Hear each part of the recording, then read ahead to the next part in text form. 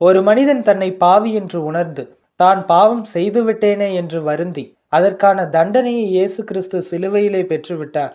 அவர் தண்டனையை பெற்றது மட்டும் அல்லாமல் எனக்கு மன்னிப்பையும் கொடுத்திருக்கிறார் என்று விசுவாசித்து அவரை ஏற்றுக்கொள்ளும் போது அந்த மனுஷனுக்கு பாவ மன்னிப்பும் நித்திய ஜீவனும் கிடைக்கிறது. இதைத்தான் பைபிள் நமக்கு விவரமாக சொல்லுகிறது.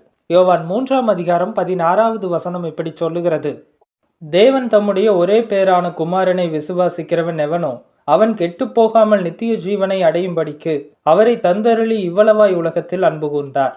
இங்கே தேவன் என்பவர் தம்முடைய ஒரே பேரான குமாரன் இயேசு கிறிஸ்துவை இந்த உலகத்திற்கு அனுப்புவதன் மூலமாக மனிதர்களுடைய பாவத்திற்கான தண்டனையை இவர் அனுபவித்து அவர்களுக்கு மன்னிப்பை கொடுத்து அவர்களுக்கு நித்திய ஜீவனை உண்டு பண்ணுவார் என்று நம்பி தன்னுடைய குமாரனை இங்கே அனுப்பும் போது அவர் சிலுவைக்கு சென்று மரித்து அதே போல் அவரை விசுவாசிக்கிறவர்களுக்கு நித்திய ஜீவனை கொடுக்கிறார். அதனால்தான் இந்த வசனம் சொல்லுகிறது, தம்முடைய ஒரே பேரான குமாரனை விசுவாசிக்கிறவன் எவனோ அவன் கெட்டு போகாமல் நித்திய ஜீவனை அடையும்படிக்கு. அப்படின்னு என்ன அர்த்தம்? இயேசு கிறிஸ்து என்னுடைய பாவத்திற்காக சிலுவையில் போய் மரித்திருக்கிறார், எனக்கு மன்னிப்பை பெற்று தந்திருக்கிறார், என்னுடைய பாவத்திற்கான தண்டனையை முழுவதுமாக அவர் பெற்றுவிட்டார் அப்படின்னு அவரை விசுவாசிக்கும் போது நாம் கெட்டு போக மாட்டோம். நாம் கெட்டு போகாமல் நித்திய ஜீவனை சுகந்தரித்து கொள்வோம். அதாவது அந்த பரலோகம் நமக்கு கிடைக்கும் அப்படின்னு பைபிள் நமக்கு தெளிவான சத்தியத்தை போதிக்குது. இதை ஒரு சிலர் மறுத்து, அதாவது ஒரு சில போதகர்கள் என்ன சொல்றாங்கன்னா, ஞான ஸ்நானம் எடுக்கணும், ஞான ஸ்நானம் எடுத்தாதான் நீங்க கிறிஸ்தவர்கள்னே அர்த்தம், ஞான ஸ்நானம் எடுத்தாதான் பரலோகம் போக முடியும் அப்படின்னு போதிக்கிறாங்க. இவர்கள் போதிப்பது போல ஞான ஸ்நானம் எடுத்தா தான் பரலோகம் போக முடியும் அப்படின்னு பைபிள் போதிக்குதான்னு பார்த்தீங்கன்னா இல்லை. பைபிளில் எங்கேயும் ஞான ஸ்நானம் எடுத்தா தான் நீங்கள் பரலோகம் போக முடியும் அப்படின்னு எங்கேயும் வசனம் கிடையாது. அப்படி இருக்கும்போது சில கள்ள போதகர்கள் இன்றைக்கு நின்று கொண்டு ஞான ஸ்நானம் எடுத்தா தான் நீ பரலோகம் போவ, ஞான ஸ்நானம் எடுக்கலைன்னா நீ பரலோகம் போக முடியாது அப்படின்னு துணிகரமாக போதிச்சுக்கிட்டு இருக்கிறாங்க. இப்படிப்பட்ட ஒரு துர் உபதேசத்தை அநேக கள்ள போதகர்கள் செஞ்சுட்டு இருக்கிறாங்க. இவர்களுக்கு வேத வசனம் தெரியுமான்னு கேட்டீங்கன்னா தெரியாது. ஏன்னா தெரியாதனால தான் பரலோகம் போவதற்கு ஞான ஸ்நானம் தேவைன்னு பேசிட்டு இருக்கிறாங்க. இன்றைக்கு ஒரு சில வசனங்களை தவறாக புரிந்து கொண்டதன் மூலமாகத்தான் ஞான ஸ்நானம் எடுத்தா பரலோகம் போக முடியும், ஞான ஸ்நானம் எடுக்கலைன்னா பரலோகம் போக முடியாது அப்படின்னு போதிச்சுக்கிட்டு இருக்கிறாங்க. அப்படி அவர்கள் தவறாக புரிந்து கொண்ட ஒரு சில வசனங்கள் எங்க இருக்குது அப்படின்றத நான் உங்களுக்கு காட்டுறேன். இப்போ இந்த ஸ்கிரீன்ல பாருங்க. இந்த யோவான் 3:3 வசனம் மற்றும் 5 வசனம். இந்த வசனம் என்ன சொல்லுகிறது என்பதை வாசிக்கிறேன் பாருங்கள். இயேசு அவனுக்கு பிரதியுத்தரமாக, ஒருவன் மறுபடியும் பிறவாவிட்டால் தேவனுடைய ராஜ்யத்தை காண மாட்டான் என்று மெய்யாகவே மெய்யாகவே உனக்கு சொல்லுகிறேன் என்றார். இந்த 5 வசனத்திலே ஒருவன் ஜலத்தினாலும் அப்படின்னு சொன்ன உடனேயே இவர்கள் இந்த வார்த்தையை ஞான ஸ்நானத்தினாலும் அப்படின்னு மாத்திக்கிறாங்க. ஆனால் ஜலத்தினாலும் அப்படின்னா என்ன அர்த்தம்? ஜலம் என்றால் தண்ணின்னு அர்த்தம், வெறும் தண்ணி, அவ்வளோதான். பின்பு எப்படி அது ஞான ஸ்நானமாக மாறும்? அப்படி நம்ம கேள்வி கேட்டோம்னா இவங்க அதுக்கு ஒரு பதில் சொல்லுவாங்க. என்ன தெரியுமா? ஏன் அந்த வார்த்தையை மட்டும் பார்க்குறீங்க, முழுமையாக வாசிங்க அந்த வசனத்தை அப்படிம்பாங்க. இப்போ முழுமையாக வாசிக்கலாம் அந்த வசனத்தை. ஒருவன் ஜலத்தினாலும் ஆவியினாலும் பிறவாவிட்டால் தேவனுடைய ராஜ்யத்தில் பிரவேசிக்க மாட்டான் என்று மெய்யாகவே மெய்யாகவே உனக்கு சொல்லுகிறேன். ஒருவன் ஜலத்தினாலும் என்பது ஒருவன் ஜலத்தினால் எடுக்கக்கூடிய ஞான ஸ்நானத்தினாலும், அதனாலதான் பிறவாவிட்டால் அப்படின்னு சொல்லியிருக்கு. அப்போ ஒருவன் ஜலத்தினால் பிறவாவிட்டால் அப்படின்னா ஒருவன் ஞானஸ்நானம் எடுக்காவிட்டால் தேவனுடைய ராஜ்யத்தில் பிரவேசிக்க மாட்டான், ஞானஸ்நானம் எடுத்தா தான் பரலோகம் போக முடியும் அப்படின்னு இந்த வசனத்துக்கு இந்த விளக்கத்தை இவங்க தருவாங்க. ஆனால் அந்த விளக்கம் சரியானதா? மிக மிக தவறானது. அது எப்படி அப்படின்றத இன்னும் தெளிவாக பார்ப்போம். இந்த வசனத்தில் இருக்கக்கூடிய வார்த்தையும் அப்படி சொல்லல.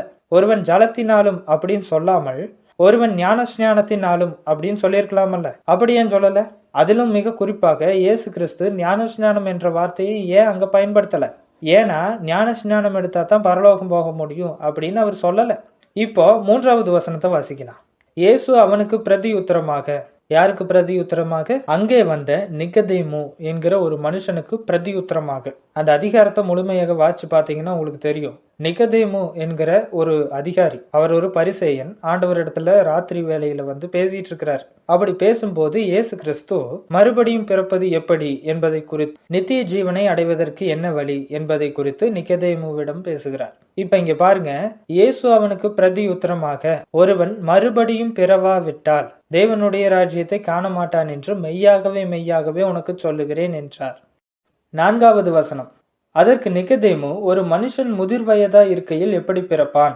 தன் தாயின் கர்ப்பத்தில் 2ஆம் தரம் பிரவேசித்து பிறக்க கூடுமோ என்றான். இயேசு பிரதி உத்தரமாக, ஒருவன் ஜலத்தினாலும் ஆவியினாலும் பிறவாவிட்டால் தேவனுடைய ராஜ்யத்தில் பிரவேசிக்க மாட்டான் என்று மெய்யாகவே மெய்யாகவே உனக்கு சொல்லுகிறேன். இந்த 3 வசனத்திலே இயேசு கிறிஸ்து என்ன பேசுகிறார், அதற்கு நிக்கதேமு என்ன பதில் சொல்லுகிறார் என்பதை கவனிச்சாலே போதும்.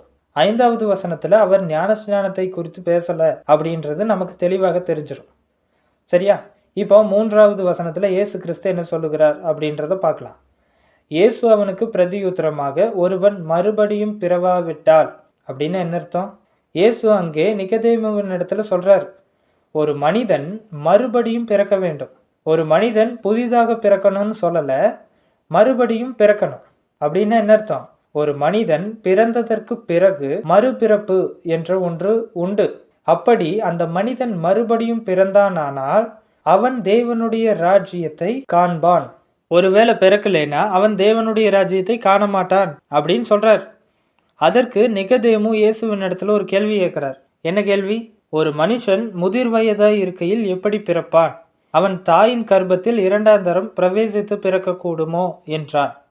இங்கே மறுபடியும் பிறப்பதை குறித்து இயேசு கிறிஸ்து பேசும்போது நிக்கதேமு ஒரு சரியான கேள்வி கேட்கிறார். எப்படி? ஒரு மனிதன் பிறந்துட்டான், பிறந்ததுக்கு பிறகு அவனுக்கு முதிர் வயது ஆயிருச்சு. அப்படி முதிர் வயதா இருக்கும்போது அவனால் எப்படி மீண்டும் பிறக்க முடியும்? ஏன்னா பிறப்பு என்பதே ஒரே தரம் தான், 2ஆம் தரம் இல்லை. ஒருவேளை 2ஆம் தரம் இருந்துச்சுன்னா அவன் தன்னுடைய தாயின் கர்ப்பத்தில் 2ஆம் தரம் பிரவேசித்து பிறக்க கூடுமோ? மறுபடியும் அவனுடைய தாயின் வயிற்றுக்குள்ள நுழைஞ்சு பிறப்பானா அப்படின்னு கேட்குறார்.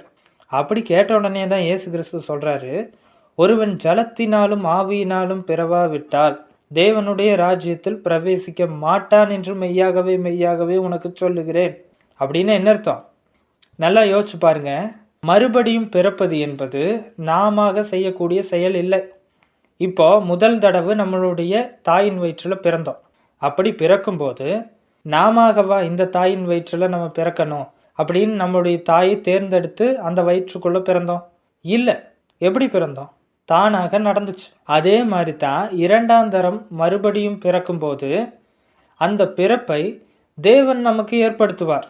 அதுவும் எப்படி ஏற்படுத்துவார்? ஒருவன் ஜலத்தினாலும் ஆவியினாலும் பிறவாவிட்டால் தேவனுடைய ராஜ்யத்தில் பிரவேசிக்க மாட்டான் அப்படின்னா என்ன அர்த்தம்? இப்போ தண்ணி எப்படி ஒரு மனிதனை சுத்தப்படுத்துதோ அதே போல இயேசு கிறிஸ்து ஜலத்தினால் நம்மை சுத்தப்படுத்துவார், ஆவியினாலும் அவர் நம்மை சுத்தப்படுத்துவார். ஜலத்தினால மட்டும் இல்ல, ஆவியினால. அப்படின்னா அவர் செய்யக்கூடிய வேலை அது நம்ம கிடையாது. நம்முடைய பாவங்களை எல்லாம் அவர் கழுவி நமக்கு புதிதான ஆவியை கொடுப்பார் அப்படின்னு இந்த வசனம் பேசுது. அப்படி இருக்கும்போது ஜலத்தினாலும் அப்படின்னா ஞான ஸ்நானத்தினாலும் அப்படின்னு நம்ம எடுத்துக்கிறோம். இப்ப நல்லா கவனிச்சு பாருங்க, நாம் ஞான ஸ்நானம் எடுப்பது நம்முடைய செயலா அல்லது தேவனுடைய செயலா? தேவன் நம்மை ஞான ஸ்நானம் எடுக்க வைக்கிறாரா? தேவன் நம்மை ஏதாவது ஒரு ஆற்றுக்கோ இல்ல தொட்டியில இருக்கக்கூடிய தண்ணியிலையோ நம்மை கூட்டிட்டு போய் ஞான ஸ்நானம் கொடுக்கிறாரா? அப்படின்னெல்லாம் கிடையாது. நாமத்தானே ஏதாவது ஒரு பாஸ்டர் கிட்ட போய் நான் இயேசு கிறிஸ்துவை விசுவாசிக்கிறேன், ஏற்றுக்கொள்கிறேன், அதற்கு பின்பதாக அந்த பாஸ்டர் நமக்கு தண்ணியினால் மூழ்கி ஞான ஸ்நானம் கொடுக்கிறார். அது எல்லாமே நாம செய்யக்கூடிய ஒரு செயல்தானே தவிர இயேசு கிறிஸ்து எதுவும் செய்யலையே.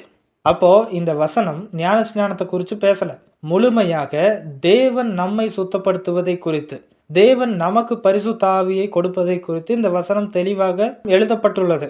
இதை மாத்தி ஞான ஸ்நானம் எடுத்தா தான் பரலோகம் போக முடியும், அதைத்தான் இந்த வசனம் சொல்லுது அப்படின்னு இந்த வசனத்துக்கு தவறான விளக்கத்தை கொடுத்து யாரையும் ஏமாற்றாதீர். ஏன்னா ஞான ஸ்நானம் எடுப்பதன் மூலமாக எந்த ஒரு மனிதனும் பரலோகம் போவதில்லை.